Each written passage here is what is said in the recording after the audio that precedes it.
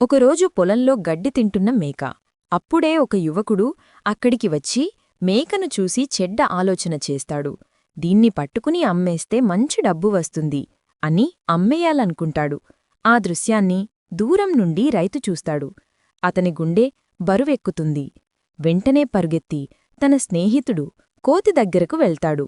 రైతు చెబుతాడు, మన మేకను ఎవరో పట్టుకుని ట్రక్కులో వేసుకుని వెళ్తున్నారు. ఈ విషయం తెలుసుకున్న కోతి కోపంతో మండిపోతుంది.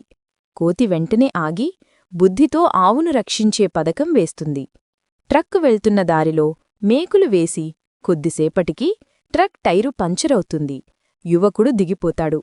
ఆ సమయంలో కోతుల సమూహం అడవిలోంచి వచ్చి అతన్నే చుట్టేస్తాయి. కోతి యువకుడ్ని పట్టిస్తుంది. అప్పుడే కోతి రూపంలో హనుమంతుడు ప్రత్యక్షమై ప్రజలకు బోధిస్తాడు. జంతువులను హింసించకండి. దయే నిజమైన భక్తి. కోపాన్ని కరుణగా మార్చగలిగితే మనలోని హనుమంతుడు బయటకు వస్తాడు. మరిన్ని భక్తి కథల కోసం సబ్స్క్రైబ్ చేయటం మర్చిపోవద్దు.